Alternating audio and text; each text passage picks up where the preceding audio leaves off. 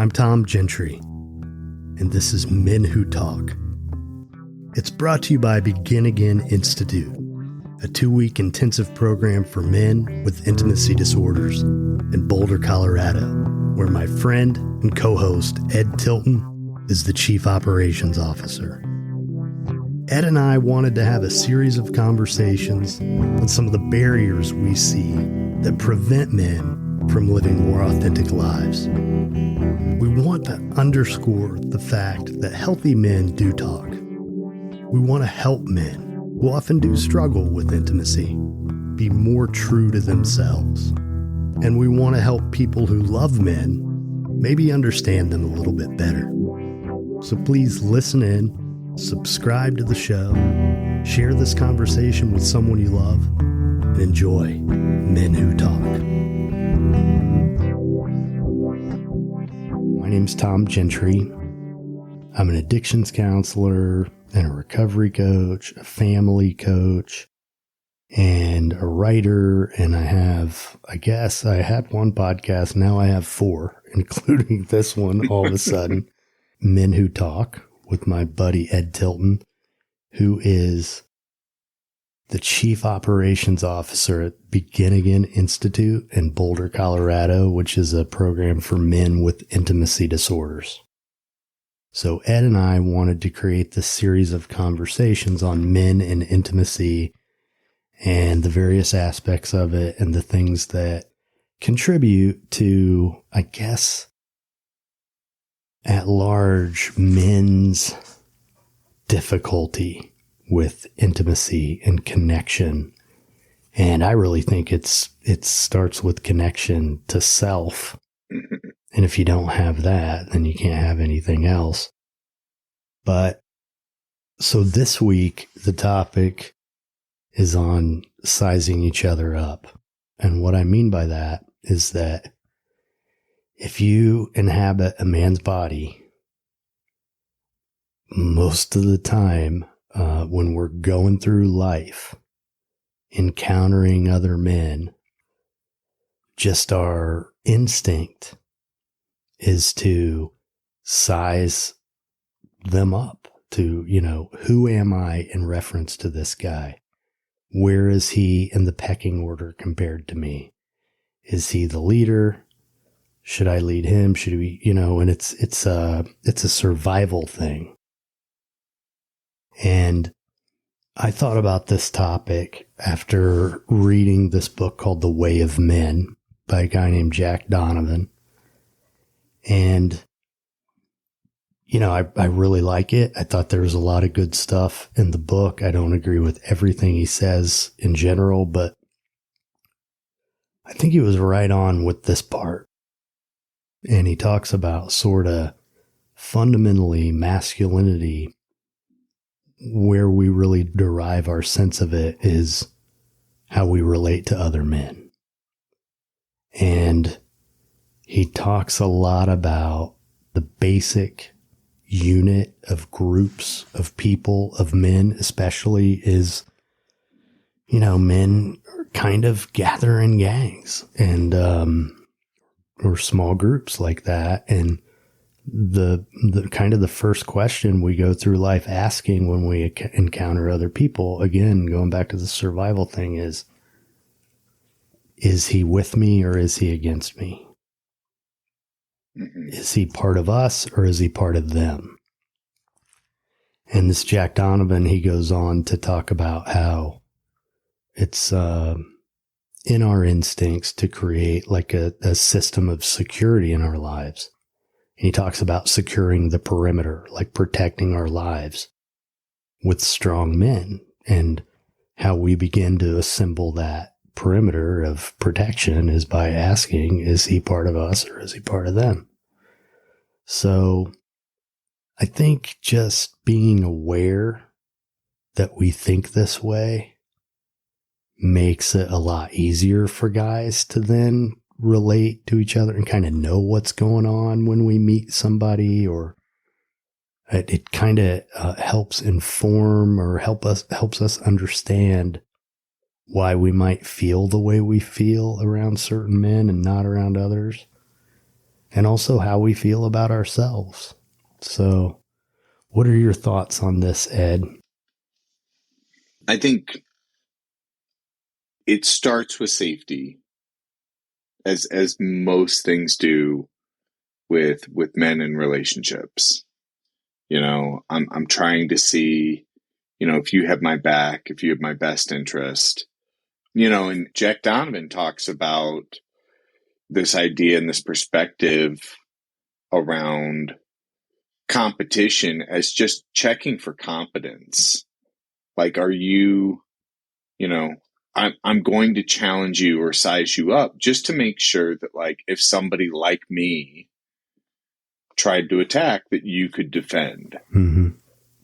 But I think that's, the danger in relationships with men when sizing each other up just really comes from a pass-fail option. Mm. I think that's when we can get into trouble. The black and white thinking part of it. Exactly. That, there's winners and losers. Right. Like, hey, I challenged you and I won and you lost and therefore I'm better than you. And ostracizing and, alienation as a result of that. And I think then we can kind of, this is where some of that, like, post-relational trauma can come in, where it's like, I thought you were safe. Mm-hmm. And after we established a relationship, traumatic events ensued, and oftentimes with guys in particular, it can be less of what happened in the moment and more of how you were treated or how the experience was handled after the trauma. So, me getting beat, if I get beat in a game, with a buddy of mine, like that's fine. And maybe it was insulting or maybe it was embarrassing. But if the group turns against me, that's when some of my core narratives of how people believe in me, my worth, or my safety in communities, after the insult, after the injury, how that is handled. So if it's handled with teasing, bullying, ostracizing, or alienation. Shame, huge one. Now that'll start to shift and really change my narrative of how I fit into community. How am I safe? And ultimately, who's in charge of meeting my needs and in that community? And if other people are not available to help me or, to comfort me or to protect me, and I need to protect myself, that's when future engagements with relationships really will start to have that black and white thinking. Because this is what was modeled to me, and this has been reinforced in people that are supposed to be. So. Yeah. And listening to you and thinking about it, my family, immediate family, and not just the guys, but I guess it was the message was mostly conveyed by the guys. There's very much an us versus them sort of mentality. Right. Which, is not the healthiest thing. There was a lot of criticism. There was a lot of judgment. And I was raised in a manner that, led me to believe that kind of stuff was normal. And, not like us meant bad or stupid, right, or no fun or whatever. And you definitely didn't want to be not part of. Yeah.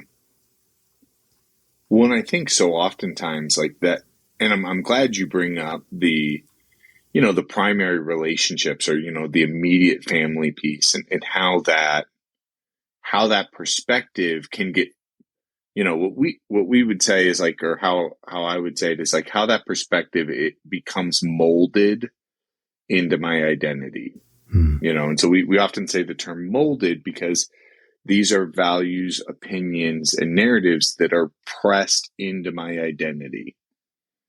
And so if you come from a disorganized family dynamic, addictive family system, or vacancies in the family system, oftentimes the narrative is that of we don't trust outsiders. We don't talk about what happens at home. We don't share about, the relationships, it's, I remember very much a narrative in my house of being, it's nobody's business about blank, and so it's nobody's business about, what your father's doing. It's nobody's business about, the things that we have in the home. And so that mold sets the family members up for an us versus them perspective, which creates problems for intimacy and intimate relationships that offer vulnerability and safety.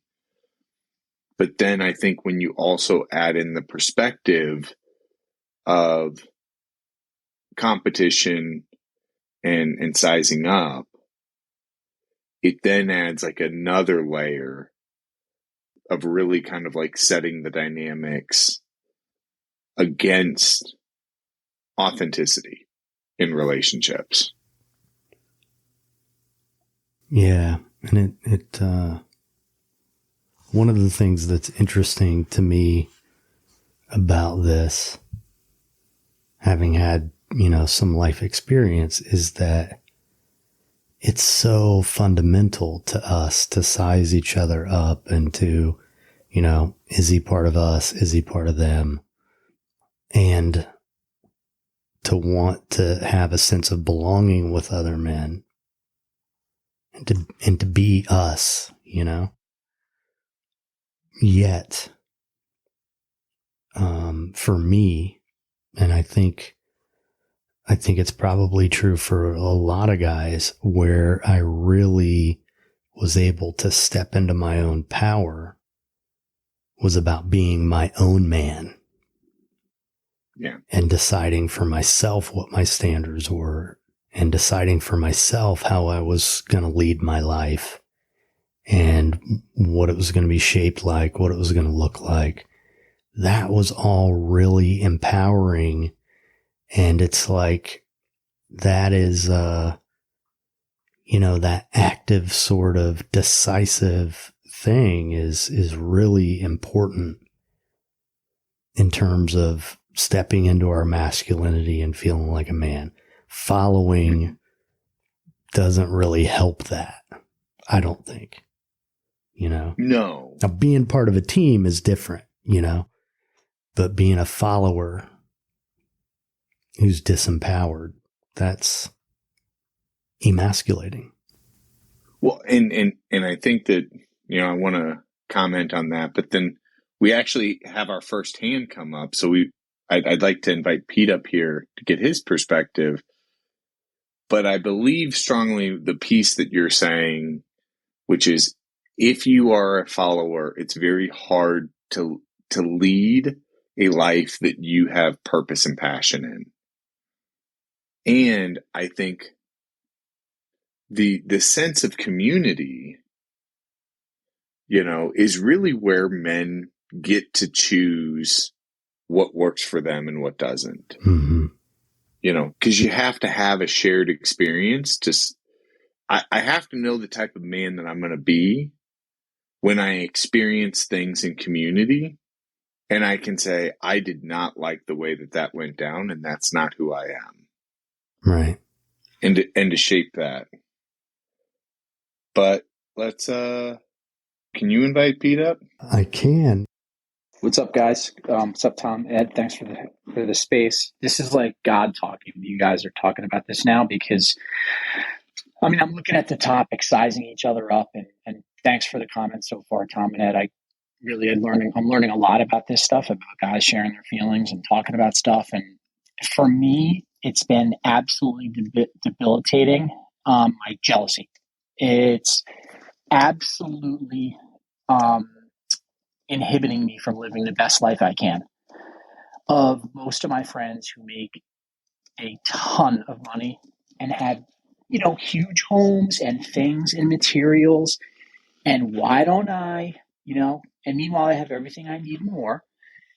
And it's causing my mood to bring down those around me, and that's not what I'm about. I'm better than that, particularly in my recovery. I feel like that's something I work on every day, is my jealousy and sort of consequently my resentment towards others, mostly men, guys I grew up with, guys I've met through work.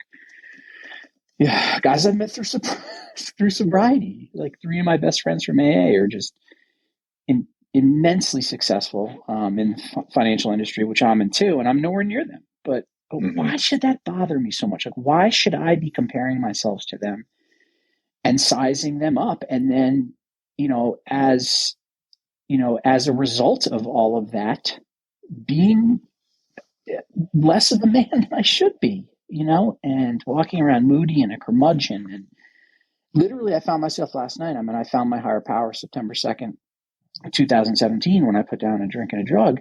I was reaching out to my higher power last night in bed, trying to fall asleep, saying, let go of that. This stuff isn't important.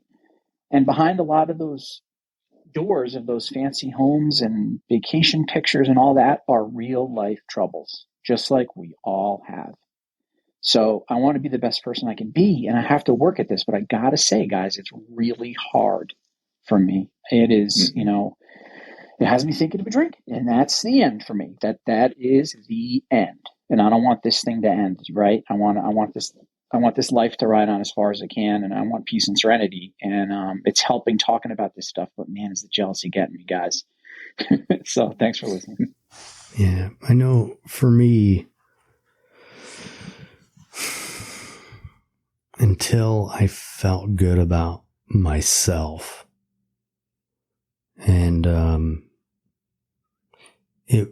I wasn't really able to just see my friends who are more quote unquote successful than me and just be happy for them, which is kind of the logical response to something like that. If somebody's doing great, to be able to be happy for them. And for me, if you can't change it, change the way you think about it. So, there's that, like reframing the thought of, when I have those feelings of jealousy, recognize it, but also, redirect my thought into, I'm happy that he has that. But, for me, that kind of stuff was ultimately more about how I felt about myself. And, just like moving to Florida, or I'm moving from Florida to Indiana, coming back to be with my family. There's part of me, it was partially a financial decision. That was a significant part of it because the cost of living here is a lot lower. I was living alone, and there's part of me who has had the self-defeating thought of, what, Florida chewed you up and spit you out, and you're going back home with your tail between your legs. You're a fucking failure. When, if you look at my life, like, that's kind of ridiculous, It is, but it to me, it's just an indicator that, I need to, I don't feel good about myself in certain ways. And the only way that's going to change is if I work on that stuff, you know? I don't know. What do you think, Ed? Yeah, it's, you know, I think the first, somebody once told me, you know, in this journey and in the healing journey, you know, you need to have reality checks to make sure that, you know, your checks are in reality. You know, and so what they meant by that for me was, you know, they would say when you start, when greed or jealousy, you know, starts to creep in, ask yourself the question of like, is this rooted in a wound? You know, is this rooted in a wound, you know, of vacancy or inadequacy? And if the answer is yes, it actually doesn't matter the name of the person that you're jealous or envious of. You know, that person can go off and you'll find another person that's just like them. That's actually internal work that we need to do. And then the other check is really the, you know, the checks in reality, which are, is this really something that matters to me, or is this just a narrative in my head? You know, because oftentimes like money can just be the modern day need to provide. You know, we've the good news is like we've evolved from like caveman times. So we're not like out there like swinging clubs against saber-toothed tigers, but we've equated it to like the commas in my paycheck equal how many saber-toothed tigers I've bludgeoned. And so the reality can also come to like, who is it that we're wanting to protect or provide for? And are they worried about financial means? Because most oftentimes they're not.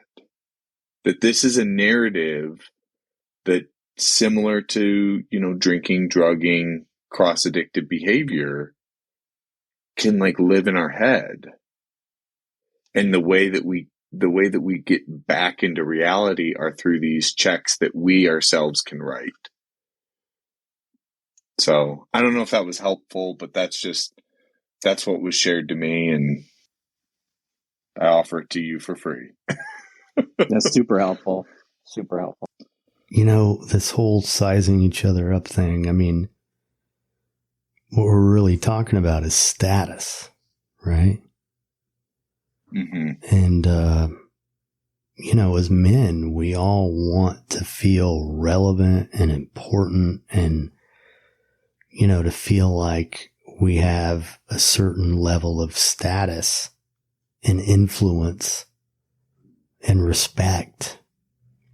And sometimes, well, and a lot of times, like you said, the commas in the paycheck, yeah, are like, how we sort of handle all that in this day and age.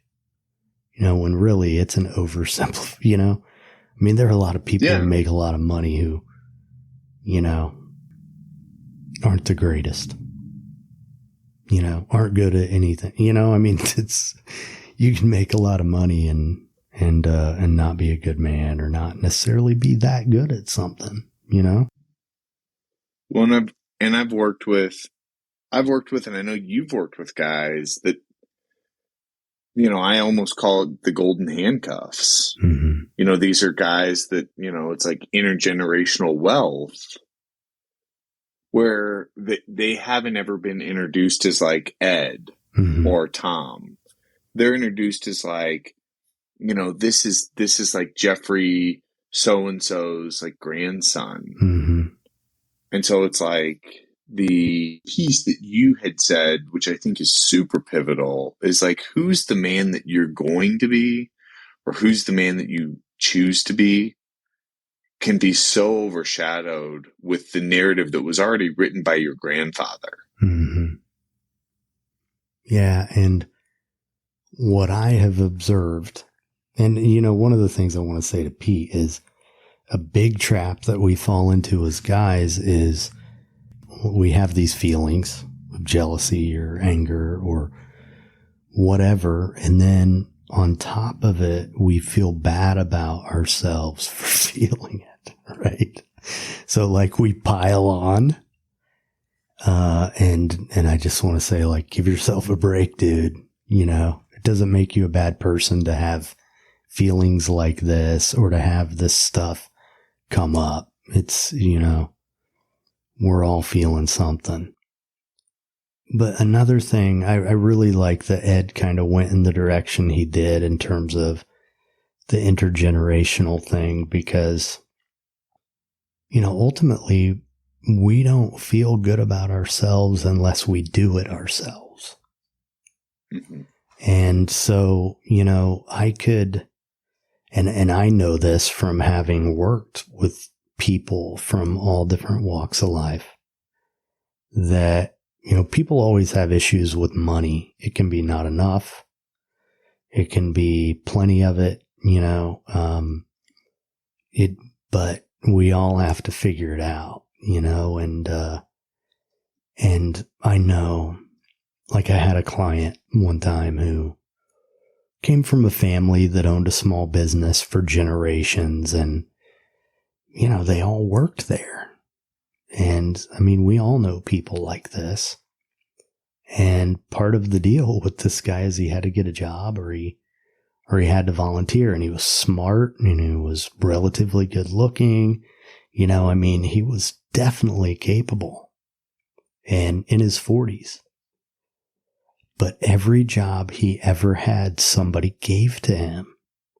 So he was scared to death to go fill out an application somewhere. He had that fear to walk through. And, you know, that's definitely not my experience. I mean, I was out hustling, finding ways to make money as soon as I was big enough to push a lawnmower, you know, I mean, and that's, you know, my family instilled that in me. You know, we work. And, yeah, but we all have it somehow. We all got to figure it out for ourselves. And it's just a little different with everybody, I think. We got Jeffrey up. Hey, man. Yeah, great topic, great room. I'd like to talk a little bit about emasculation. That seemed to be a reoccurring theme in my life. I grew up a highly emotional kid with very low self-esteem and quick to lose my temper, always acting out. And my brother was not like that. My father was not like that. It was basically, you had to have that stiff upper lip mentality. And so my parents would, especially my mom, thought that had to do with sexuality with me. And that wasn't the case. I had a lot of mental problems, and it was just, them trying to toughen me up in some way, whether it was to get me involved in football and other sports and everything like that. But yeah, it's just I just lived a fear-based life, and it was just tough. I mean, I didn't know how to turn off my emotions, and yeah, I couldn't express my feelings to my guy friends because then the F word gets batted around, and then I would end up getting in fights to prove whatever masculinity they were looking for from me. But it was always a problem. I didn't know who to share it with, and what was going on inside my brain, I had to resort to professionals. I certainly couldn't express it to my parents because my mom sort of had her hand full with all three of us, and I was no picnic to deal with anyway. But yeah, it's just it's been a reoccurring theme in my life, and you know, it's just never got married, and that's looked upon as some type of expression of what people think I am. But I know what I am, and I knew that I wasn't gay from an early age, actually from my first boy-girl party. But it was just tough, because it robs you of your sense of self, what you know you are and what other people perceive you to be can have really drastic consequences on your mindset. And so I would always hide my what was going on in my head from friends. And so I kept everything bottled up. I would only express them when outbursts would come, and just a lack of having any sense of self and self-worth, and that was all tied into my whole thing. But thanks for letting me share. So, Jeffrey, I want to ask Ed to respond to you, but before that, you mentioned the word emasculation. And I want you to kind of tie that into what you're talking about. What about all this made you feel emasculated?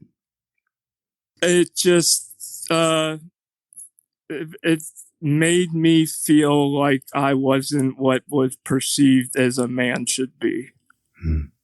And I was less of a man because of that. Because I couldn't control my emotions.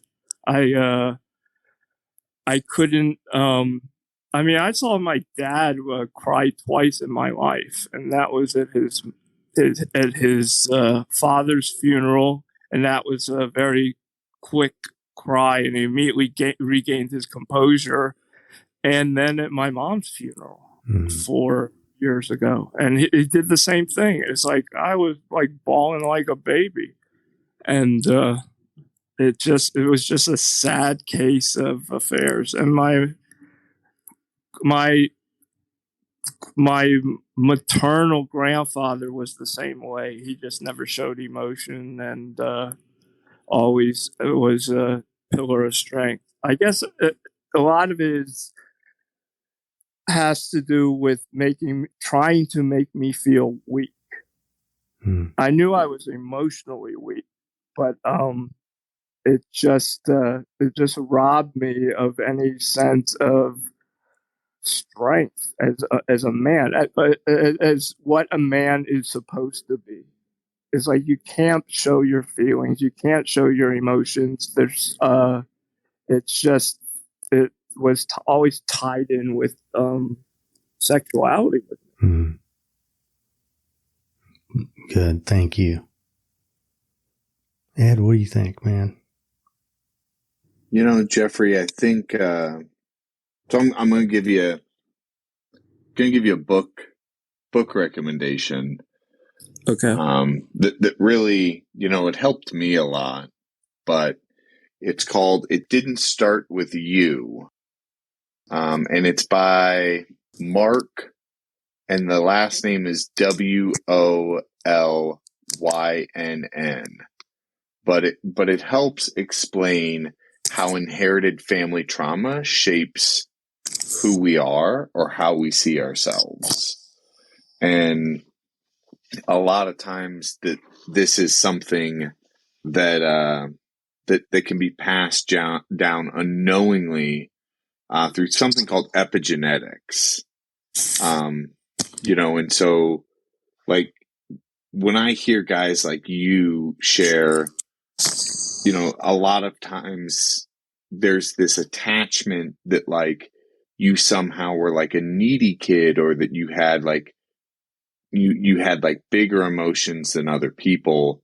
And oftentimes like that's just not what's actually going on, that there's more at play. But oftentimes we ostracize what we don't understand, and so a lot of times when you have a very stoic, father, or you have a very like stoic grandfather, and you're different, then it's like, well, this is something we can't deal with. So it's called It Didn't Start With You, and it's by Mark, and I'm going to say it's Wolynn, Wollynn. Okay, thanks a lot. I appreciate Yeah, absolutely. Yeah. One of the things I wanted to say is, our primary caregivers are so critical in shaping all this stuff in us. Mm-hmm. And I know for me, because I had issues with self-esteem, I was much more inclined to take on their beliefs than to trust my own. Yeah. Which led me way off course. And, our beliefs around emotions in our society are just like so upside down. Because you think about that, you think about the dad who can barely shed a tear at his wife's funeral, and the son who is shedding tears. Which one's healthier? Right.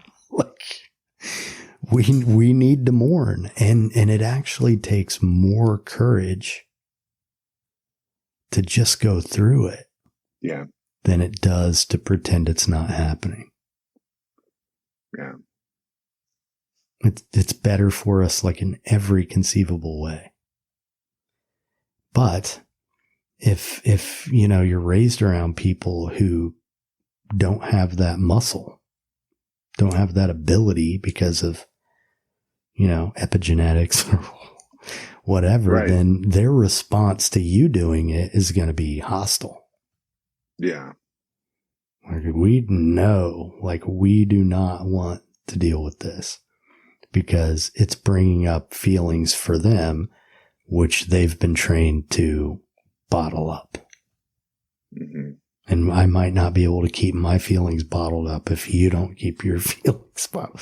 It's crazy. It's crazy. And, my mom just died a few months ago. I've had a front row seat with all this stuff. Yeah. But, I don't know. To me, I have definitely come to understand it takes a lot more courage to go ahead and shed the tears than it does to pretend they're not there, Oh, yeah. And sooner or later, it's got to come out. And one of the sort of expressions that I use that I think is really true, because, if we're not shedding the tears, if we're not experiencing the feelings, then we're going home and kicking our dogs or beating our wives or whatever, it's coming out somehow. Or mistreating our kids, parenting from a hostile place. It's gonna come out. And to me, I think of it as I shed tears so my son doesn't have to. Right. Well, and I think it's this, there's certainly that piece. And then there's just the acknowledgement that I see of, emotions are energy, mm-hmm. And we know that you can't create or destroy energy. It moves and it's fluid. And so that energetic piece that you're experiencing is either going to be shaped for connection or, a learning opportunity, or it's also going to be shaped to build walls. So in the moments of grief, I'm either part of the connection process or I'm part of the disconnection, or transitioning to a disconnected state, and the beautiful thing is we can choose connection, but with that choice in connection, there will always be emotions that follow. We got one more, and is it TS or T Money? Hey guys, TS, T Money, doesn't matter to me. Whatever's comfortable with you. All right, well, T Money, tell us what's coming up for you. I got pinged into this room. I just thought the title was pretty interesting. Men who talk sizing each other up. Um, I was in the room a couple minutes earlier, and I just thought you guys were saying some good things. Yeah. Thank you. The other piece that I'll plug, for those of you that like podcasts or maybe digest information in different ways, if around the epigenetics piece and around the inheritance of past emotional wounds or past traumas, Radiolab did a great episode recently. It's called Inheritance, and it came out April 1st. But basically, it really kind of, in a fun and engaging way, explains how genetic expression and personality traits can change through environmental factors. So if you're interested, I'd check that out too. Yeah, it's very interesting. For me, I kind of resonate with that a lot. Anger runs in my family, and as well as addiction. And the environment definitely does play a part in influencing your behaviors.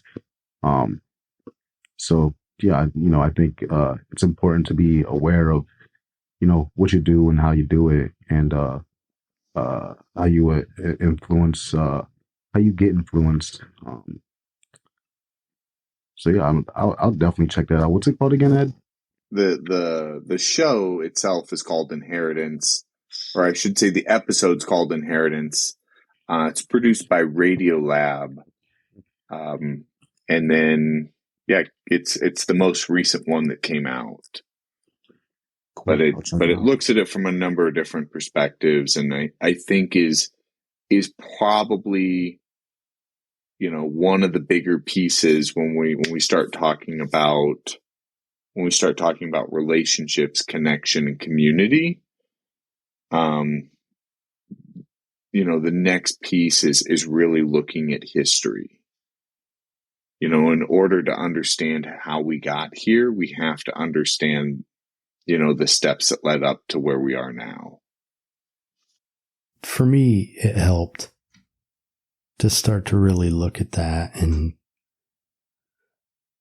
sometimes, being a guy who's in long-term recovery, occasionally I'll have people ask me, do I think that there was a genetic factor to my alcoholism? And, yeah, maybe, maybe there was. Also, everybody drank around me. That's what was normal. Yeah. All the guys, and it was perfectly acceptable to be out of your mind 3-4 nights a week if you were a guy. And then you, on top of that, you look at the codependence taking place, I don't want you to feel because I don't want to feel, all that stuff. Mm-hmm. We're not going to talk about it. The indirect communication, like people had issues with each other and never dealt with it. There were so many different things that I think, whether it's genetic or not, it was inevitable that I was going to drink the way I drank. Because it wasn't just about liking it.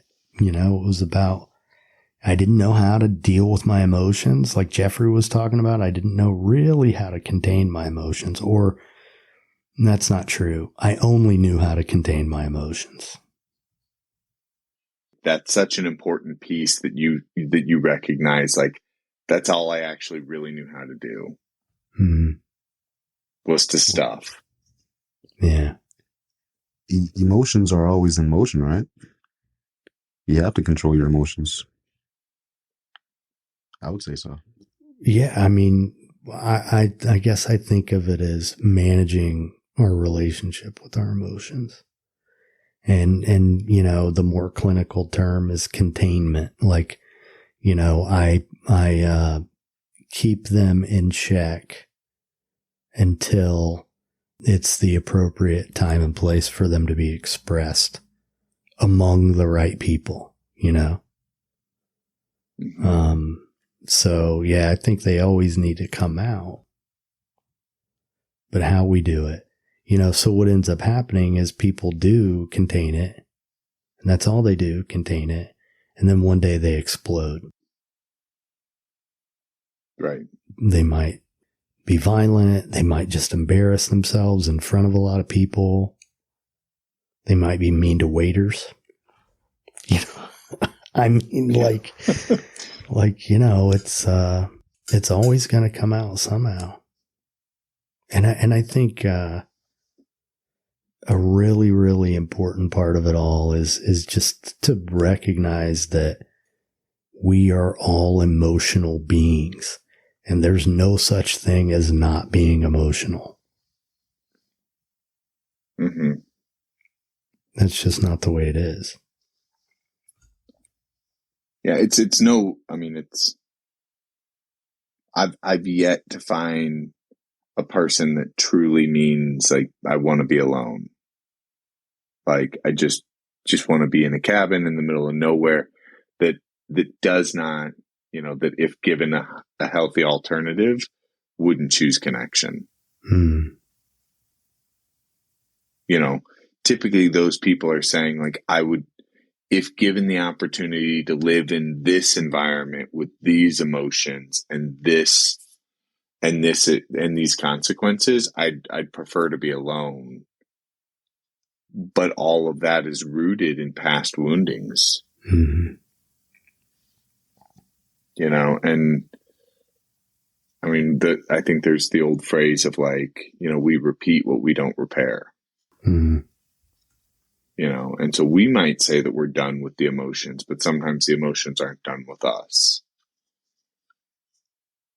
So Team Money, I'm going to give you credit 3 times, and then I'm going to steal it. But your quote around emotions are in motion, I think is important. Yeah, that's what Ed does when he takes something that somebody else said. He gives them credit 3 times. Then after that, it's fair game. He can take credit for it, right? Yeah, that's it. Where'd you get that rule? Oh, a buddy of mine said it, and I liked it so much I just stole it. So but you credited him 3 times. Yeah, so Team Money's going to be on this show in like 3 or 4 weeks, and he's going to hear me say, well, like I've always said, emotions are in motion. Right. Well, do you feel like we covered everything we needed to cover with this, Ed? I do. I think the key pieces to this, though, you know, is that it's okay to be on a team, and it's okay to ask people to leave your team. Competition is not inherently bad, but when competition moves into black and white thinking and moves to alienation and ostracizing, dehumanization, exactly, is when we really start to get into unhealthy relationships or unhealthy behaviors and unhealthy toxic masculinity. Well, and awareness of that this is going on for us is, to me, really, really important. The whole sizing each other up. Yeah. Wanting to measure up. Exactly. Next week's topic is going to be raising men. And this is one it's close to my heart, and I know it's close to Tom's heart, because we're both, you know, fathers to sons. Yeah, it is important. So it is. Yeah, it's raising the next generation. Yeah. All right, man.